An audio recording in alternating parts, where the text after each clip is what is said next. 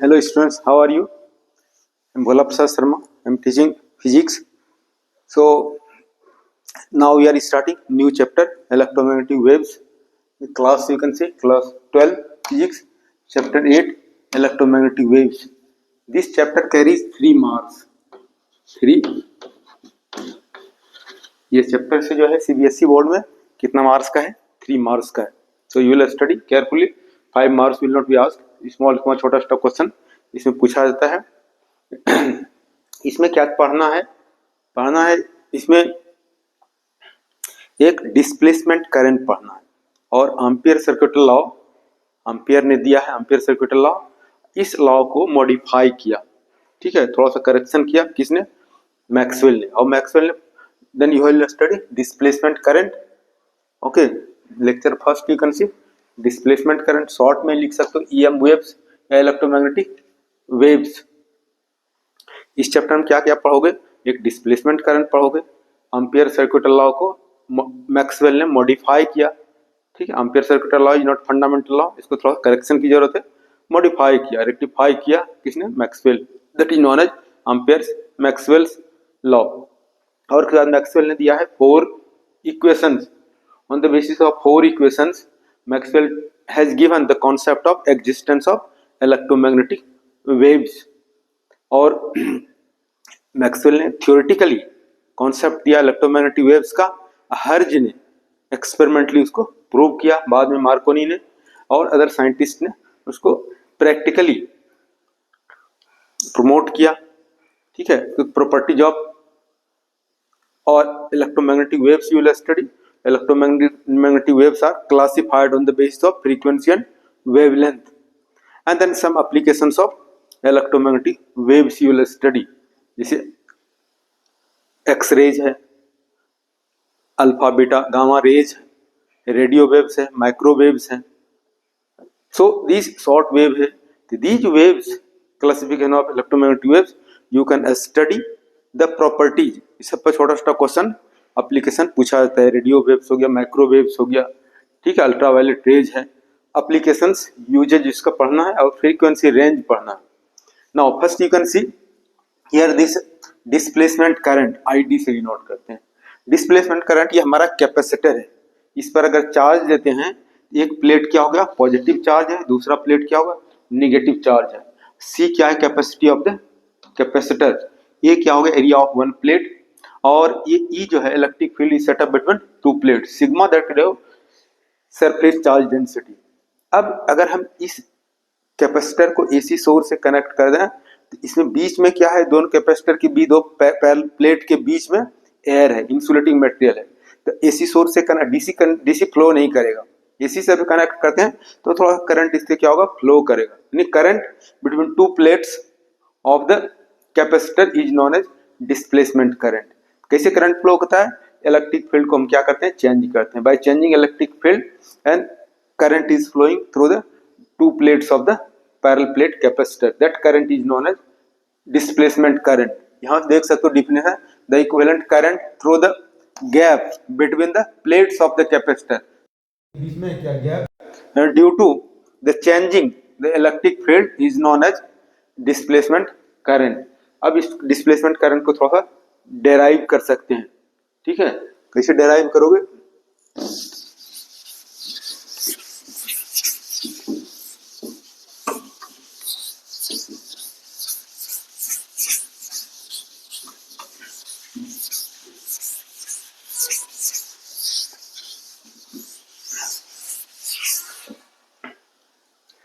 Expression for displacement current.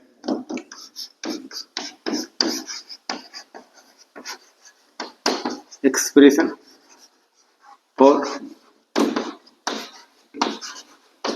displacement current.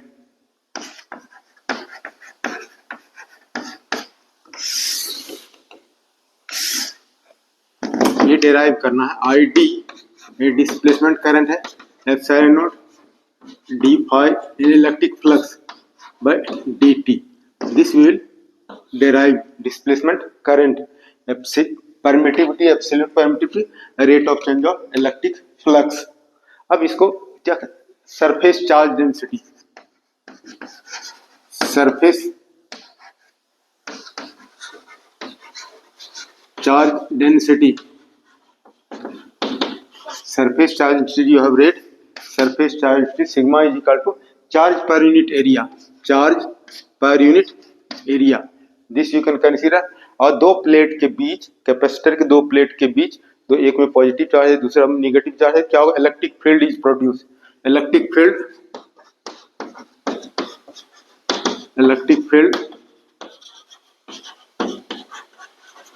across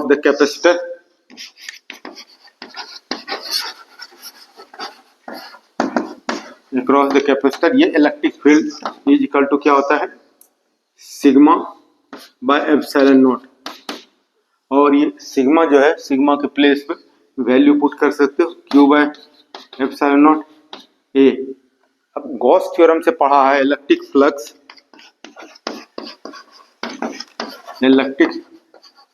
you have read for E is equal to Q by epsilon naught है, Gauss theorem से पढ़ा है। Total electric flux through the surface is equal to Q 1 by epsilon naught times net charge enclosed by the surface।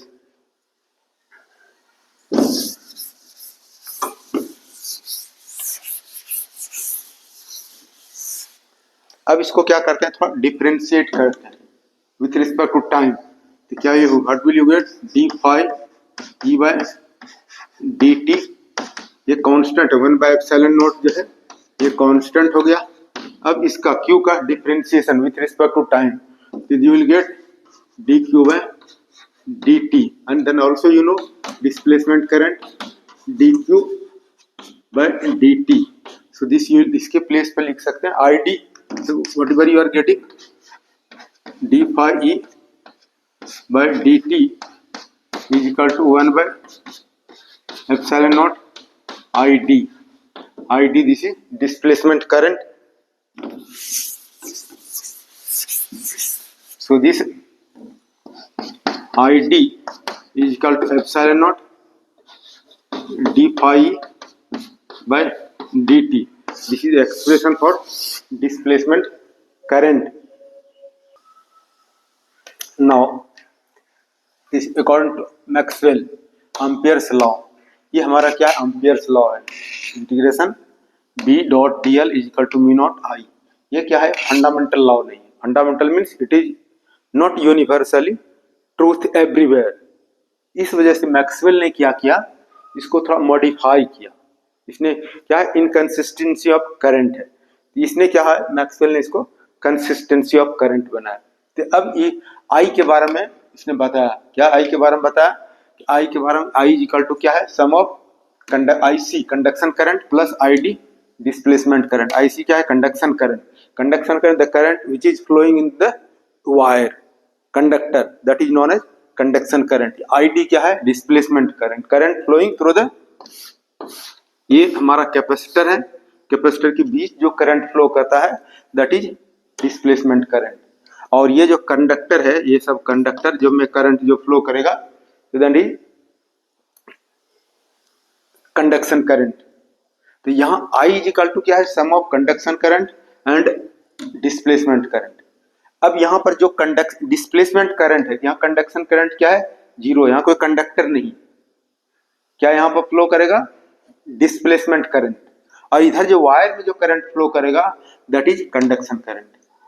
यानी ये I जो है, wherever there will be conduction current there will be no displacement current, wherever there is displacement current तो there will be no conduction current, either conduction current और displacement current. यानी total current जो I total current is the sum of conduction current and displacement current. तो एक wire में जो flow करेगा that is through the wire through the conductor conduction current, वहां displacement current नहीं है। अब जो कैपेसिटर है, कैपेसिटर के गैप में जो करंट फ्लो करेगा, यहाँ कोई एयर है, इंसुलेटिंग मटेरियल है, इसमें जो करंट फ्लो करेगा दैट इज डिस्प्लेसमेंट करंट। अब इसमें क्या किया, अब ये I के प्लेस पर this value can be put, ठीक है, ये वैल्यू पुट करेंगे तो व्हाट विल यू गेट,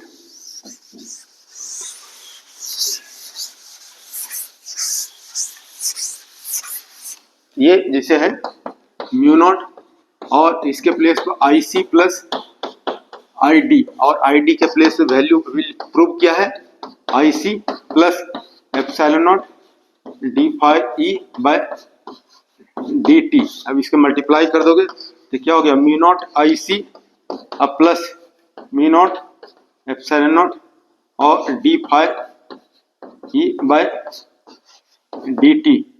और इधर क्या कर सकते हो, ये d dot dl dot product है, तो this you are getting, this is the equation. This equation you can call क्या, this equation you can call ampere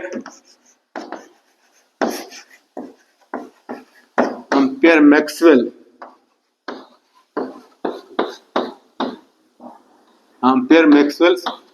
law you can से।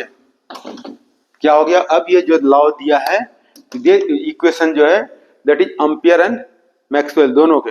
एम्पियर ने एक्चुअली दिया था, मैक्सवेल ने इसको क्या मॉडिफाई किया, करेक्ट किया, रेक्टिफाई किया।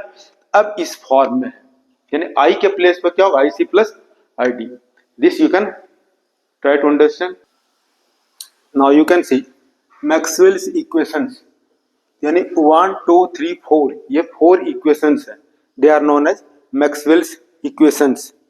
और इनमें से जो है मैक्सवेल का अपना ओरिजिनल कोई इक्वेशन नहीं, इसने लिया है दूसरे से। कहाँ से लिया है, तो पढ़ा है Gauss theorem, this you have read Gauss law in electrostatics and Gauss law in magnetism, ठीक है, और फैराडेज लॉ, और जो एम्पियर ने दिया है, ये 4 लॉ को इसने एक जगह कलेक्ट किया। On the basis of these 4 law Maxwell told the existence of electromagnetic waves. Theoretically, इसने एक्सपेरिमेंटली नहीं, थ्योरेटिकली क्या दिया, existence of electromagnetic wave, presence of electromagnetic wave, electromagnetic का वेव का उत्पत्ति यानी प्रोडक्शन, ठीक है, थ्योरेटिकली इसने दिया how to produce electromagnetic waves.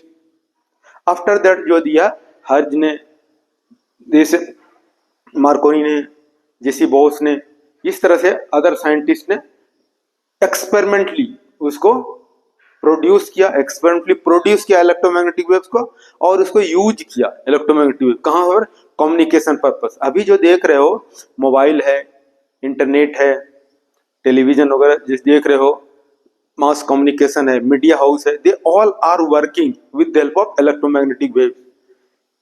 इसलिए उसका वेलोसिटी क्या है, बहुत अधिक है, नियरली इलेक्ट्रोमैग्नेटिक वेव्स का वेलोसिटी जो है equal to velocity of light 3 into 10 to the power 8 meter per second. First see the 4 equations, Maxwell's 4 equations। ये हमारा क्या होगा, this integration E dot dA, E क्या है इलेक्ट्रिक फील्ड, dA क्या है area, is equal to Q by epsilon naught। ये this was given by Gauss, so it is known as Gauss law for electricity को या for electrostatic को। दूसरा Gauss ने दिया है integration B dot dA, dA क्या एरिया है, V magnetic field, E electric field, तो इज इक्वल टू 0। ये क्या दिया है, गॉस लॉ फॉर मैग्नेटिज्म। ये क्या हो, गॉस लॉ फॉर इलेक्ट्रिसिटी या electrostatics, Gauss law for magnetism. और उसके बाद देख रहे हो कि Faraday's law of electromagnetic induction, integration E dot dl is equal to minus d phi magnetic flux d phi b by dt।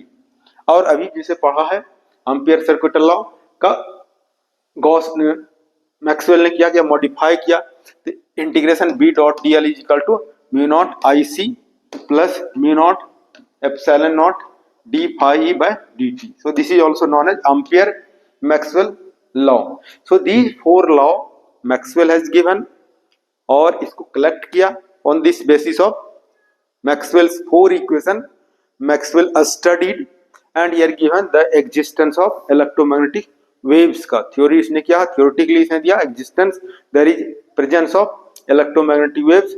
बाद में इसको electromagnetic waves are very useful nowadays for communication purpose। So thank you for watching। Next video we can study other things of this second lecture we can study। Thank you very much for watching। You are subscribing, liking, sharing। Thank you very much।